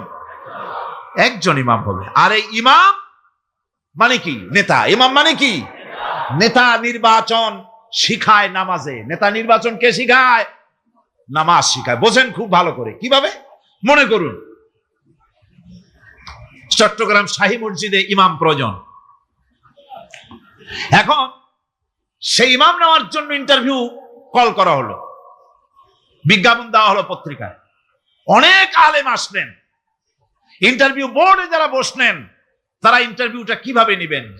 যার মাথার চুল লম্বা বেশি তার ইমামতি দেওয়া হবে। যার লুঙ্গিটা পায়ের গিরার তলে তারে দেওয়া হবে। যার মোষটা মুখের মধ্যে গিয়া ঢুকছে, হাসি দিলে বুঝাই যায় না হাসে না কান্দে, তারে দিবে। দাড়িগুলা কামাইছে তারে দেবে। সিগারেট খায়, বা অবশ্য চট্টগ্রাম আর সিলেটে সিগারেটের ফতোয়া ভিন্ন রকম। বরিশালে আমি যেখানে জন্মগ্রহণ করেছি, আমার এলাকায় কোনো আলেম যদি সিগারেট খায়, মসজিদের ইমাম তো ভালো, মসজিদ ঝাড়ু দিতেও ঢুকতে দেবে না মসজিদে। এটা এই এলাকার এক রকমের কায়দা। আমি এটার ব্যাপারে কথা নাইবা বললাম। তো আপনারা খুঁজে দেখবেন সে সিনেমা দেখে নাকি, মিথ্যা কথা বলে নাকি, বউ পর্দায় থাকে নাকি। এগুলি মাইক্রোস্কোপ যন্ত্র দিয়ে ইমামের মাথা থেকে পা পর্যন্ত দেখবেন কিনা কন? আচ্ছা এবার কত দেখি এই ইমাম সাহেব ইমামতি করবে কতজন লোকের? 500, 1000। শাহী মসজিদে ধরেন 5000 লোক হইল। 5000 লোক, 5000 লোকের ইমাম নির্বাচনের সময় পা থেকে শুরু করে মাথা পর্যন্ত দেখেন, এমনকি বউ পর্যন্ত। বৌমনি আনিয়ে দেখেন না, পর্দায় থাকে কিনা এইটা আপনারা দেখেন, ঠিক কিনা? এ খবরটা নেন। 5000 লোকের একটা ইমাম বানাতে গিয়ে মাইক্রোস্কোপ যন্ত্র দিয়ে দেখেন মোষ কেমন, দাড়ি কেমন, চুল কেমন, পাও কেমন, হাত কেমন, হাতে নখ লম্বা কিনা, দাঁতে ছাতা কিনা, বউ পর্দায় থাকে কিনা, মিথ্যা কথা কয় কিনা, এত দেখেন। আর যখন নির্বাচন আসে তখন 2.5 থেকে 3 লক্ষ মানুষের জন্য একজন এমপি নির্বাচিত হয়। সেই ইমামকে বাছাই করার জন্য নামাজ পড়ে কিনা, জিনাকার কিনা, মদখোর কিনা, সুদখোর কিনা, ঘুষখোর কিনা, বদমাশ কিনা বাছাই করা হয় না।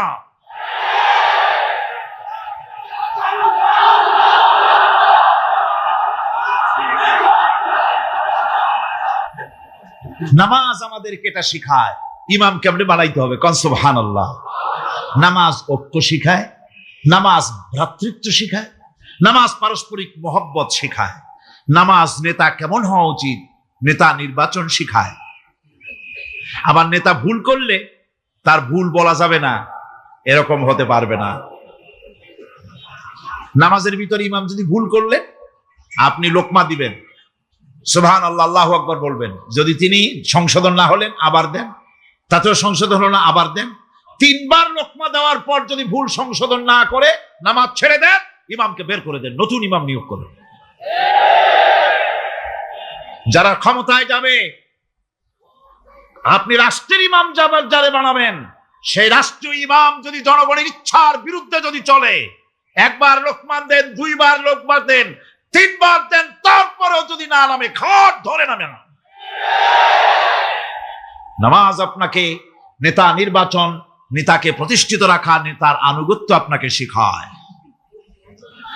নামাজ লাইন সোজা করে দাঁড়াতে হবে। লাইন যদি বাঁকা করেন, আপনার কলজেটা ওরকম বাঁকা হয়ে যাবে। নাউযুবিল্লাহ। নামাজের কাতারে যার কারণে নামাজের কাতার বাঁকা হবে, পুরা কাতারের জন্য আল্লাহর কাছে ওই লোকটা দায়ী হয়ে যাবে। নামাজ শৃঙ্খলা শিখায়, সুবহানাল্লাহ কইতে ইচ্ছা করে না? নামাজ শৃঙ্খলা শিখায়, শৃঙ্খলা বোধ শিখায়, সোজা হয়ে দাঁড়ায়। তারপরে ঐক্য এবং মহব্বত শিখায়। নামাজের ভিতরে যখন দাঁড়ায় গেলেন, আমির দাঁড়ালো, ফকির দাঁড়ালো, মন্ত্রী দাঁড়ালো, তার ড্রাইভারও দাঁড়ায় গেল, একই কাতারে দাঁড়ায় গেছে। নামাজ পড়তে গিয়ে ড্রাইভারের পাও গিয়ে লেগেছে মন্ত্রীর গায়ে। নামাজ শেষ হওয়ার পর মন্ত্রীর বাবার ক্ষমতা নাই এ কথা বলার যে, বেটা ড্রাইভার সলিমুদ্দিন, তোর পাও লেগেছে আমার পায়ে, তোর চাকরি শুদ্ধা দোজখে পাঠায় দেব। পারবে বলতে? পারবে না। মিয়া মন্ত্রী সাহেব, এটা তোমার সেক্রেটারিয়েট না, এটা আল্লাহর ঘর। এটা কার ঘর? এক হি সাপ মে খড়ে হো গয়ে মাহমুদ ও আয়াজ, এক হি সাপ মে খড়ে হো গয়ে महमूद आयाज, न कोई बंदा रहा न कोई बंदा नवाज। একই কাতারে দাঁড়িয়ে গেছে সম্রাট মাহমুদ আর চাকর আয়াজ। এখন সম্রাট মাহমুদও নাই, চাকর আয়াজও নাই, সম্রাট আর চাকর দুজনই আল্লাহ পাকের গোলাম হয়ে গিয়েছে। তুমি মসজিদে এসেছো, তুমি আল্লাহর গোলাম। কার গোলাম? আল্লাহ পাকের গোলাম। এই জিনিস শিখায় নামাজ। নামাজ শিখায় মানুষকে পাঞ্চুয়ালিটি, নিয়মানুবর্তিতা, সময়ের জ্ঞান শিখায় নামাজ। নামাজ মানুষকে কি শিখায়? আল্লাহ রাব্বুল আলামিন বলছেন, ইন্নাস সালাতা কানাত আলাল মুমিনিনা কিতাবাম মাওকুতা। নিঃসন্দেহে নামাজ মুমিনদের নিয়মানুবর্তিতার সাথে ফরজ করা হয়েছে, তাদের উপরে নিয়মানুবর্তিতার উপরেই, সময়ের উপরে নামাজকে ফরজ করা হয়েছে। আপনার আন্দাজ মতো আপনি পড়তে পারবেন না, সময় মতো পড়তে হবে, আউয়াল ওয়াক্তে পড়তে হবে। আমার দেশের মসজিদগুলিতে ফজরের নামাজ পড়া হয় এমন সময় পূর্ব দিক ফর্সা হয়ে যায়। ইমাম সাহেব যদি ভুল করে নামাজ যদি দোহরাতে যান, তাহলে সূর্য উদয় হয়ে যাবে, এমন অবস্থা। নামাজ এত দেরিতে পড়া হয়। প্রত্যেক ওয়াক্তের নামাজ আউয়াল ওয়াক্তে পড়ার জন্য রাসূল সাল্লাল্লাহু আলাইহি ওয়াসাল্লাম তাগিদ করেছেন। সময়ের দিকে লক্ষ্য রাখতে বলা হয়েছে। যেই জাতি, লক্ষ্য করুন, যে জাতি দৈনিক 5 বার টাইমলি, অক্ত মতো, সময় মতো নামাজ আদায় করতে হয়, দুর্ভাগ্যজনক সত্য, সেই জাতির কাছে সময়ের কোনো দাম নাই। সময়ের দাম নাই। 9টার গাড়ি কয়টায় আসবে? 9টার গাড়ি কয়টায় আসবে? একদিন দেখা গেল সত্যি 9টার সময় এসে গেছে। যাত্রীরা বলছে মাশাআল্লাহ, অন্তত একটা দিন তো 9টার সময় আসলো। স্টেশন মাস্টার বলছে না, খুশি হওয়ার কারণ নাই, আজকের না, এটা গতকালকেরটা। আমার আমেরিকার সফরের সময়, যে বাড়িতে আমি আমেরিকায় থাকি, কুইন্স এলাকায়, নিউ ইয়র্ক সিটিতে, সে বাড়িওয়ালা চাকরি করে। সে আমাকে বলল, 10টি বছর আমি একটা ট্রেনে যাতায়াত করি, সে বলছে রাত 3:45 ট্রেনটা আসে, ওই ট্রেনে চড়ে সে তার কর্মস্থলে যায়। বলল 10টা বছর আমি এখানে আছি, 10 বছরের ভিতরে এই ট্রেনটা 1 মিনিটের জন্য এদিক ওদিক করলো না, ঠিক 3:45 এসে হাজির হয়ে গেছে। ঝড় হোক, বৃষ্টি হোক, স্নো পড়ুক, বরফ পড়ুক, টাইমলি চলতেছে। দুনিয়ায় ভিন্ন জাতিরা যে উন্নতি করে তার পেছনে সময়ের জ্ঞান তাদের অনেক বেশি আমাদের থেকে, কথা ঠিক কিনা? আমাদের সময় জ্ঞান নাই, সময়ের কোনো মূল্য আমরা দেই না। 2টার সময় মিটিং হবে, মন্ত্রী সাহেব আসেন 5টার সময়, ঠিক কিনা? বক্তৃতার জন্য সময় দেওয়া হয়েছে 20 মিনিট, নাহমাদু ওয়া নুসাল্লি আলা কইয়া সুর দিয়া 35 মিনিট গেছে নাহমাদু কইতে কইতে, সময় 20 মিনিট, তার মনেই নেই। এই যে সময়ের জ্ঞান নাই, এটা ব্যর্থতা। নামাজ মানুষকে সময়ের জ্ঞান শিখায়, কোন আলহামদুলিল্লাহ। এই সময়ের জ্ঞান আমাদেরকে শিখতে হবে। এবার আমি আপনাদের সামনে বলতে চাই, আল্লাহর নবী জনাবে মুহাম্মদ রাসূলুল্লাহ সাল্লাল্লাহু আলাইহি ওয়াসাল্লাম নামাজের ব্যাপারে কি বলছেন। এতক্ষণ তো আল্লাহর কথা শোনালাম, কার কথা শোনাইছে? আমার আল্লাহর নবী বলেন, নবীকে প্রশ্ন করা হলো, ইয়া রাসূলুল্লাহ আইয়ু শাইইন আহাব্বু ইনদাল্লাহি ফিল ইসলাম, ইসলামের মধ্যে আল্লাহর কাছে কোন জিনিসটা বেশি প্রিয়? আল্লাহর কাছে ইসলামের কোন জিনিসটা বেশি প্রিয়? হুজুর বললেন, as-salatu li waqtiha, মান তারাকা সালাতান ফালা দীনা লাহু ওয়াস-সালাতু ইমাদুদ্দিন। আল্লাহর কাছে সবচাইতে বেশি প্রিয় হচ্ছে নামাজ। সবচাইতে প্রিয় কি? নামাজ। ওয়াক্ত মতো নামাজ আদায় করা আল্লাহ পাকের বেশি প্রিয়। আর এই নামাজ হচ্ছে দ্বীনের খুঁটি। এটা দ্বীনের কি? খুঁটি। এই যে খুঁটিগুলো আছে, খুঁটিগুলো ফালাই দিলে তারপর আপনার এই প্যান্ডেল থাকবে?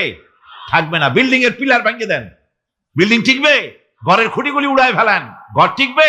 টিকবে না। দ্বীনের খুঁটি হচ্ছে নামাজ। লা দীনা লিমান লা সালাতা লাহু, যার কাছে দ্বীন নাই, যার কাছে নামাজ নাই, তার কাছে কি নাই? দ্বীন নাই, ঈমান নাই। তাকে পবিত্র করে দিবেন। সুবহানাল্লাহি ওয়া বিহামদিহি। আমার ভাইরা, নামাজ পড়লে পরে এক জুমা থেকে আর এক জুমা পর্যন্ত মানুষ যে সমস্ত গুনাহ করে, কবিরা গুনাহগুলি বাদে, শিরক আর কবিরা গুনাহগুলি বাদে যত গুনাহ আছে তার কাফারা হয়ে যায়। নামাজ যে সঠিকভাবে আদায় করবে, এই নামাজটা একটা কঠিন কাজ। নামাজটা কি কাজ? কে বলতেছেন কথা? আল্লাহ পাক। ওয়া ইন্নাহা লাকাবীরাতুন ইল্লা আলাল খাশিঈন। নামাজ একটা ভারী জিনিস, একটা কঠিন জিনিস। কাদের জন্য কঠিন নয়? যারা নাকি আল্লাহ পাককে ভয় করে। আল্লাযীনা ইয়াযুন্নুনা আন্নাহুম মুলাকু রাব্বিহিম ওয়া আন্নাহুম ইলাইহি রাজিউন। যারা নাকি একথা মনের ভিতরে ধারণা করে যে আল্লাহ রাব্বুল আলামিনের দরবারে আমার হাজির হওয়া লাগবে, মোলাকাত করা লাগবে, এই চিন্তা যারা করে তাদের জন্য নামাজ মোটেই কষ্টকর নয়, নামাজ মোটেই তাদের জন্য অসহনীয় নয়, বোঝা নয়, ভার নয়। তারা নামাজ আদায় ঠিকই করবে। এই জন্যে বিবি বাল বাচ্চা সকলকে নামাজের জন্য তাকিদ করতে হবে। যত ভাই এখানে এসেছেন নিজেরা পড়বেন, বিবি বাল বাচ্চাকে তাকিদ করবেন। আল্লাহ পাক বলছেন,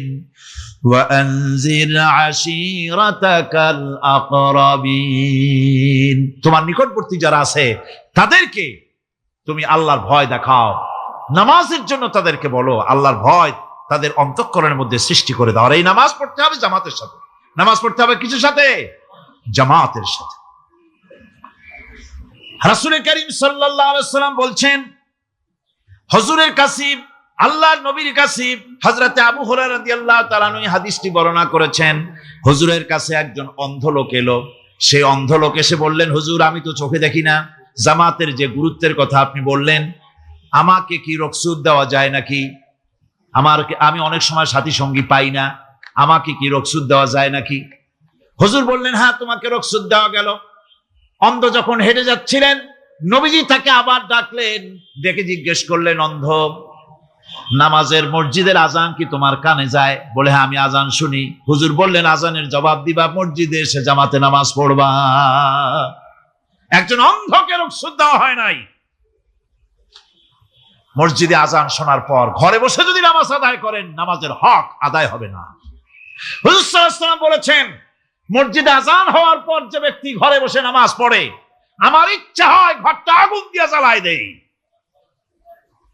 কে বলতেছেন? রাহমাতুল লিল আলামিন বলতেছেন। রাহমাতুল লিল আলামিন বলতেছেন, ঘরের মধ্যে যদি মেয়ে লোক আর বাচ্চারা যদি না থাকতো, তাহলে আমার ইচ্ছা হয় আমি বলি আগুন দিয়ে ঘরটারে জ্বালায় দাও। এই ঘরের মহব্বতেই তো সে বাইর হয় না। নামাজের এত বড় গুরুত্ব দেওয়া হয়েছে। আমার বন্ধুগণ, এই নামাজের জামাতি আল্লাহর নবী জীবনের শেষ নামাজ জামাতে আদায় করেছেন। জীবনের শেষ নামাজটাও জামাতে আদায় করলেন। তখন তার এমন অবস্থা, এত অসুস্থ, দাঁড়াতে পারেন না, হাঁটতে পারেন না। দুইজন সাহাবীর কাঁধের উপরে ভর করে তারপরে বহু কষ্ট করে মসজিদে গিয়ে নামাজ আদায় করেছেন। খুতবা দিয়েছেন, বললেন, খুতবা দিতে গিয়ে বললেন, আজ থেকে মসজিদে নববীর চতুর্দিকের সকলের দরজা বন্ধ হয়ে যাবে, শুধু আবু বকরের দরজাটা খোলা থাকবে। আল্লাহর নবী বললেন, আল্লাহ রাব্বুল আলামিন এই পৃথিবীতে তার এক বান্দাকে জাগতিক সব সম্পদ দিতে চেয়েছিলেন, কিন্তু সে বান্দা সব জাগতিক সম্পদকে উপেক্ষা করে মাবুদের সঙ্গে দেখা করা বেশি জরুরি, বেশি পছন্দ মনে করেছেন। এতটুকুন কথা নবীজি বললেন, কেউ কিছু বুঝলো না। হযরতে আবু বকর রাদিয়াল্লাহু তাআলা আনহু হুজুরের এই কথা শুনে কাঁদতে কাঁদতে তিনি অস্থির হয়ে যাচ্ছেন। সাহাবীরা চিন্তা করলেন, হুজুর কান্না কার কথা বলেছেন, তাতে কান্নার কি আছে? বয়োবৃদ্ধ, জ্ঞান বৃদ্ধ হযরতে আবু বকর রাদিয়াল্লাহু তাআলা আনহু বুঝতে পেরেছেন, এই পৃথিবীর সব সম্পদ তো আল্লাহ হুজুরকেই দিতে চেয়েছিলেন। তিনি সমস্ত সম্পদকে উপেক্ষা করে তার মাবুদের সঙ্গে দেখা করার জন্য প্রস্তুতি নিয়েছেন। তার মানে হলো আল্লাহ নবী বিদায় হয়ে যাবেন, আমরা নবী থেকে এতিম হয়ে যাব। নবীজি ঘরের মধ্যে প্রবেশ করলেন, প্রচন্ড জ্বর এলো। এই প্রচন্ড জ্বর নিয়ে তিনি শুয়ে আছেন, কখনো বেহুশ কখনো হুশ। এর মধ্যে সারা আজান হয়ে গেল। সাহাবীরা বহুক্ষণ অপেক্ষা করে হযরত আবু বকরের ইমামতিতে নামাজ শুরু করলেন। হুজুরের হুশ এলো, প্রশ্ন করলেন, আয়েশা রে, এখন কোন সময়? হযরত আয়েশা বলেন, ইয়া রাসূলুল্লাহি, মসজিদে নববীতে নামাজ শুরু হয়ে গেছে। সাহাবীরা অনেকক্ষণ অপেক্ষা করে আমার বাবার ইমামতিতে নামাজ পড়তেছে সবাই, কিন্তু সাহাবীরা কেঁদে কেঁদে নামাজের মধ্যেই কাঁদতে কাঁদতে অস্থির হয়ে যাচ্ছে। তাদের মনের ধারণা হয়েছে নবীজির পেছনে নামাজ পড়ার কিসমত থেকে তারা মাহরুম হয়ে গেল।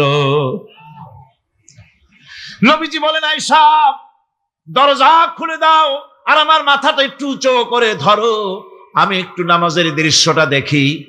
দরজা খুলে দেওয়া হলো, নবীজির মাথা উঁচু করে ধরা হলো।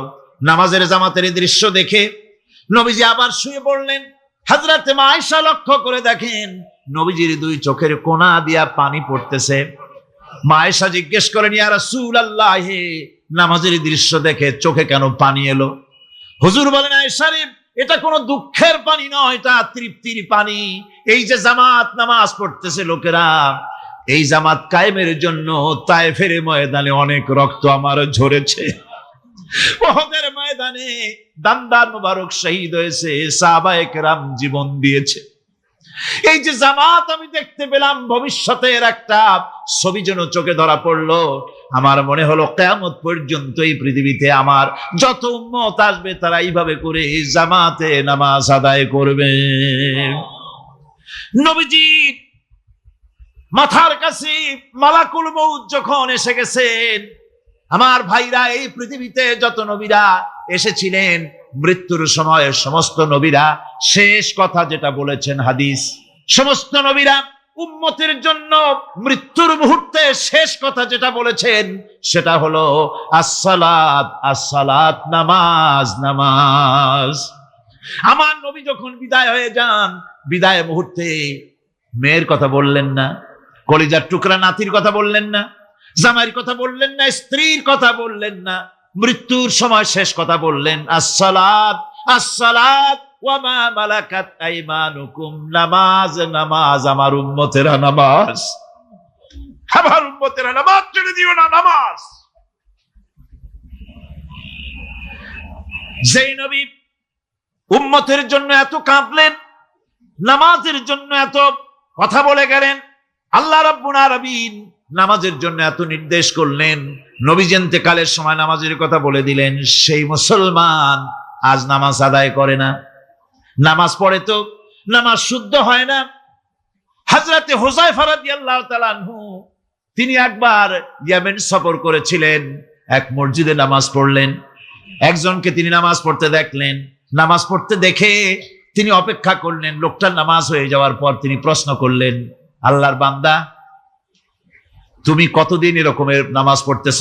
তিনি বললেন, প্রায় 40 বছর তো হবে আমি এরকম নামাজ পড়তেছি। হযরতে হুযায়ফা বলেন, তুমি কি আমারে চেনো? কয়, না, চিনি না। হযরত হুযায়ফা বললেন, আল্লাহর বান্দা শোনো, আমি হচ্ছি আল্লাহর নবী মুহাম্মদুর রাসূলুল্লাহ সাল্লাল্লাহু আলাইহি সাল্লামের সাহাবী হুযায়ফা। ও আল্লাহর বান্দা, তুমি যেভাবে নামাজ পড়েছো এইরকম যদি 40 বছর নামাজ পড়ে থাকো, আল্লাহর কসম করে বলি, নবীজি যে নামাজ শিখাইছেন তোমার সে নামাজ হয় নাই, রাসূলুল্লাহ নামাজ হয় নাই।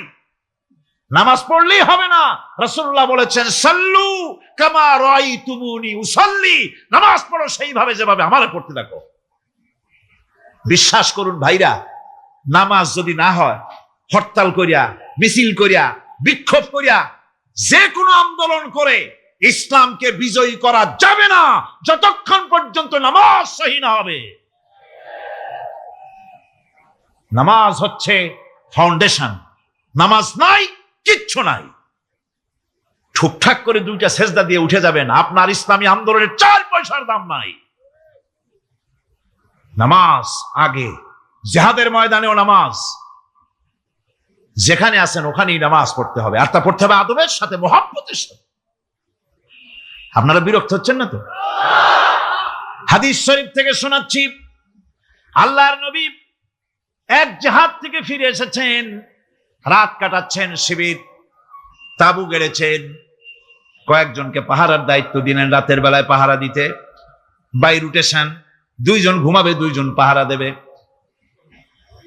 2 জনের ভাগ্যে পাহারা পড়লো রাত 12টার পরে, পাহারা দিতেছেন।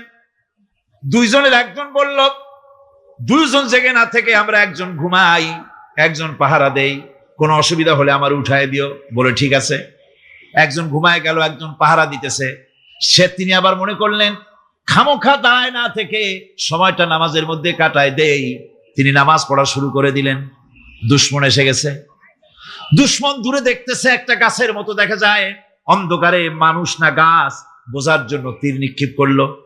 তীরটা এসে তার বাম হাতের ভিতরে বাহুতে ঢুকে গেল, নামাজ ছাড়লেন না। এরপরে দুশমন আরেকটা তীর মারলো, সেই তীরটার ডান বাহুতে লেগে গেল। সাহাবী তাড়াতাড়ি রুকুতে গিয়ে নামাজ আদায় করলেন। আর ওই দুশমন বুঝতে পারলো যেটা মানুষ, দুশমন দৌড় দিল। নামাজ শেষ করে সাথীকে উঠালেন। সাথী উঠে দেখে 2 দিকে 2 তীর বসানো। ভাই, তোমার গায়ে তীর কেন?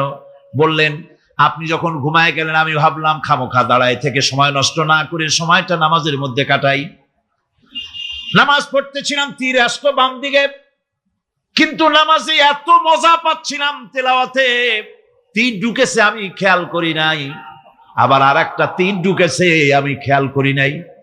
দ্বিতীয় তীরটা যখন ঢুকলো, মনে মনে ভাবলাম তৃতীয় আরেকটা তীর এসে যদি আমার বুকের মধ্যে ঢুকে যায় আর আমি যদি শহীদ হয়ে যাই, নবীজি আক্রান্ত হয়ে যাবেন, এই চিন্তা না আসলে জীবন গেলেও নামাজ ছেড়ে দিতাম না। আবার জীবনটা গেলেও নামাজ ছেড়ে দিতাম না, এত মজা লাগতেছিল। নামাজ, নামাজ, এই নামাজ হচ্ছে মুসলমানদের সবচেয়ে বড় জিনিস। নামাজ হয় না, নামাজ যত পড়া হয় অধিকাংশ নামাজ হয় না। নামাজের ভিতরে তাদিল আরকান, তাদিল করা ওয়াজিব। যতক্ষণ দাঁড়িয়ে থাকবেন, রুকুতে থাকবেন, যতক্ষণ দাঁড়ায় থাকবেন ততক্ষণ অন্তত 1 তাসবিহ পরিমাণ তো বটেই। যদি তা না হয়, রুকুত থেকে দাঁড়ালেন, সেজদায় চলে গেলেন, ওয়াজিব তরক হলো। সেজদা দিলেন না, নামাজ ফাসেদ হয়ে গেল, নষ্ট হয়ে গেল নামাজ। এটা পাগলামি না, নামাজ সহিভাবে আদায় করতে হবে। নামাজ থেকে দাঁড়াবেন, রুকুর থেকে দাঁড়ায় গেলেন, বলবেন রব্বানা লাকাল হামদ। কোন রব্বানা লাকাল হামদ হামদান কাসীরান তাইয়্যিবান মুবারাকান ফীহি। একজন সাহাবী এই দোয়াটা পড়ছিলেন। নামাজ শেষ করে আল্লাহর নবী প্রশ্ন করলেন, নামাজের ভিতরে অতিরিক্ত এই কথাগুলি কে বলেছো? সাহাবী ভয় পেয়ে গেলেন। ভয় তিনি বললেন, হুজুর আমি বলেছি। হুজুর বললেন, তুমি জানো না আমি নবী, তুমি নবী না। আমি যা দেখি তুমি দেখতে পাও না। তুমি যখন এই দোয়াটা পড়তেছিলে আমি লক্ষ্য করেছিলাম আল্লাহর রহমতের ফেরেশতারা প্রতিযোগিতা করতেছিল তোমার আমল নামায় কে কত বেশি নেকি লিখবে। রুকুতে দাঁড়ায়া এটা পড়বেন, সেজদায় চলে যাবেন, দুই সেজদার মাঝখানে ততক্ষণ বসে থাকবেন যতক্ষণ একটা সেজদার ভিতরে ছিলেন। পড়বেন আল্লাহুম্মা গফিরলি ওয়ারহামনি ওয়াহদিনি ওয়াফিনি ওয়ারজুকনি। নামাজের মধ্যে দোয়া করতেছেন, আল্লাহ আমারে ক্ষমা করে দাও। এসব দোয়া সব হুজুরের। আমাকে ক্ষমা করো, আমাকে হেদায়েত দাও, আমাকে সুস্থ করো, আমাকে রহম করো, আমাকে রিজিক দাও। কও সুবহানাল্লাহ। নামাজের ভিতরে দোয়া কবুলের সময়, নামাজের সেজদার ভিতরে দোয়া কবুল হয়। এইভাবে করে রাসূল করিম সাল্লাল্লাহু আলাইহি ওয়াসাল্লামের নামাজটা কেমন হাক্কানি উলামাদের কাছ থেকে জেনে নেবেন। যেহেতু হুজুর বলেছেন সাল্লু কামা রাআইতুমুনি উসাল্লি, নামাজ পড়ো সেইভাবে যেভাবে আমাকে পড়তে দেখো। নামাজের ভিতরে একাগ্রতা লাগবে, ভালোবাসা লাগবে, ভয় লাগবে, মুহাব্বত লাগবে। পরিপূর্ণ সময় নিয়ে শান্তিপূর্ণভাবে নামাজ পড়তে হবে। আর যত তাড়াহুড়া সব হচ্ছে নামাজের মধ্যে, ঠিক কিনা ভাইরা? রাসূল করিম সাল্লাল্লাহু আলাইহি ওয়াসাল্লামের যে নামাজ, হুজুর যেভাবে নামাজ পড়েছেন হাদিসে যা পাওয়া যায়, হাদিসে বুখারীতে সব আছে, দেখে নিবেন, সেইভাবে নামাজটা আদায় করে নিবেন। কিয়ামতের দিন আল্লাহ রাব্বুল আলামিন সর্বপ্রথম বান্দাকে প্রশ্ন করবেন কি? বুখারী শরীফে এসেছে, আন আবি হুরায়রা রাদিয়াল্লাহু তাআলা قال سمعت رسول الله صلى الله عليه وسلم يقول إنما يحاسب به العبد يوم القيامة من عمله صلاته। বুখারী শরীফের হাদিস। আল্লাহ রাব্বুল আলামিনের নবী বলেন, হযরত আবু হুরায়রা হাদিস খানা বর্ণনা করেছেন, তিনি বলেন যে আমি রাসূলের মুখে শুনেছি কিয়ামতের দিন আল্লাহ রাব্বুল আলামিন সর্বপ্রথম তার বান্দার কাছে প্রশ্ন করবেন, বান্দা নামাজ আদায় করেছিলি কিনা? নামাজ সর্বপ্রথম প্রশ্ন। যেরকম সর্বপ্রথম প্রশ্নটা কি? নামাজ। এই নামাজ আপনার বাচ্চাদেরকে যখন 7 বছর বয়স হবে নামাজের হুকুম করবেন। 10 বছরে নামাজ না পড়লে প্রহার করতে বলা হয়েছে। নামাজের জন্য কড়াকড়ি করতে হবে। পুরুষ নারী মেয়েদের মাসের ভিতরে কখনো কখনো তাদের যে সমস্ত মাসলা মাসাইল আছে সেই অনুযায়ী কখনো তাদের ক্ষমা আছে, বাকি তাদের নামাজ পড়তে হবে। আর পুরুষের জন্য পাগল হয়ে যাওয়া, বেহুশ হয়ে যাওয়া ছাড়া নামাজ মাপ নাই, নামাজ পড়তেই হবে। এই যে নামাজ না হলে ঈমান থাকবে না, ঈমান নষ্ট হবে, কিয়ামতে জাহান্নামে যাওয়া লাগবে। এসব কথা শোনার পর আজকের তাফসীরুল কোরআন মাহফিলে আমরা কি ওয়াদা করতে পারি যে আমরা মালাকুল মউত যতক্ষণ পর্যন্ত আমাদের মাথার কাছে না আসবে নামাজ ছেড়ে দেব না? এই ওয়াদা কি করতে পারি? 2 হাত উঁচু করুন, বলেন ইয়া আল্লাহ আমি তোমার নামে শপথ করছি, যতদিন মালাকুল মউত আমার মাথার কাছে না আসতেছে ততদিন পর্যন্ত ফরজ নামাজ, ফরজ রোজা ছেড়ে দেব না।